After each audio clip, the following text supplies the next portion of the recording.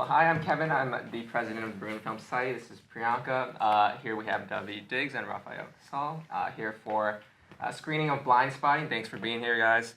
Oakland's changed a lot over the last 9 years, which is how long it took you to write this. Is there anything specific you can point to that might have changed in the script as either Oakland or as the surrounding cultural conversation has changed?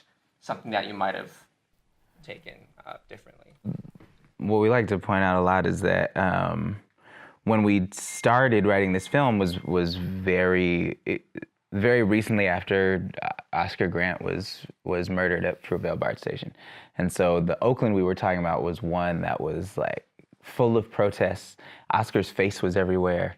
There were riots happening. You know, it was a city that was sort of ignited and angry and trying to process this very particular instance. And the way that conversation has changed really nationally over time for us, something that we realized in starting to work on the final drafts of this film is that it is, you know, Black men are killed by police so often that we have trouble remembering the names or the circumstances, right?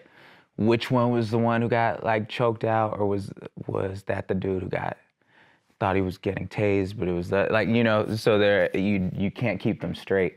And so that was one of the biggest differences between our early drafts of the script and our final ones, is how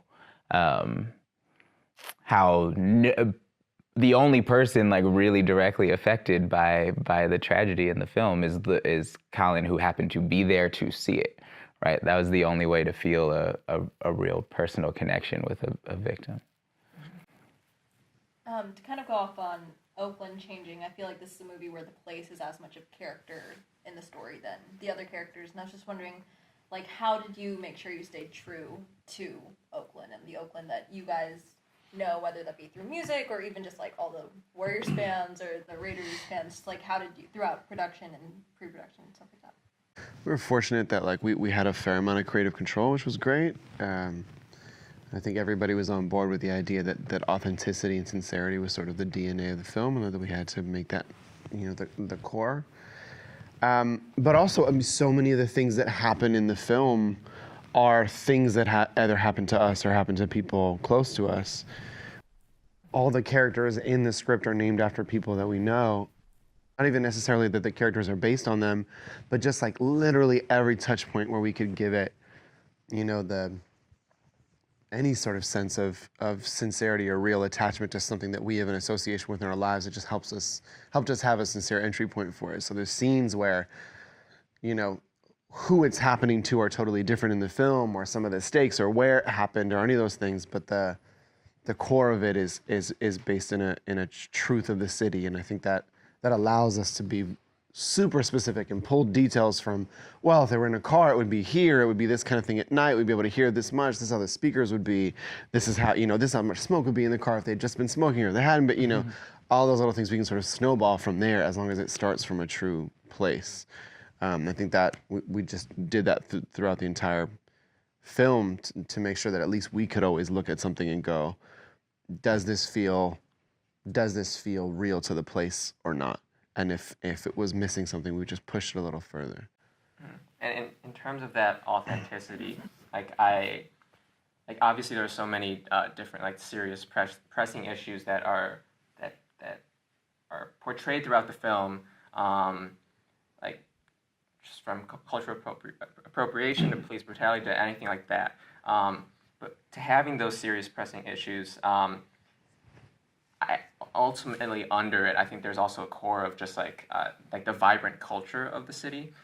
And like, so do you think that having specifically comedic elements in it, paired with those like underlying issues, do you think that comedic element allowed you to sort of engage with that culture and express that culture in a better manner than if you just went straight like drama?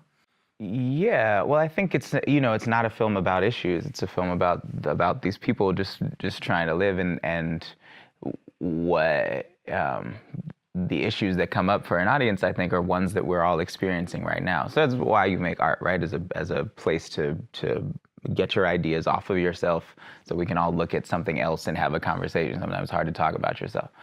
But yeah, so I think the comedy acts as a release valve, not just for the audience or for the story, but for the characters. That's why we tell jokes to each other. You know, that's life is hard, actually. You know what I'm saying? Like, if you stop and think about it too long, that shit sucks sometimes. But it's also beautiful, and it's also hilarious, and it's also dumb. It's also all of those things, and I think as artists, sometimes we are asked to, particularly once it gets into the marketing of a piece of art, you're asked to try and stick to a lane. But if you're trying to represent a life, that's pretty untrue to most lives that I know. I've never felt one thing at a time, or I've never only experienced tragedy without also being able to experience the humor along with it. You know, we go to funerals and you tell jokes about the person who's dead. But that's how you best honor a person. You know, if that person was someone who loved to live, like, you tell the funny stories about that person.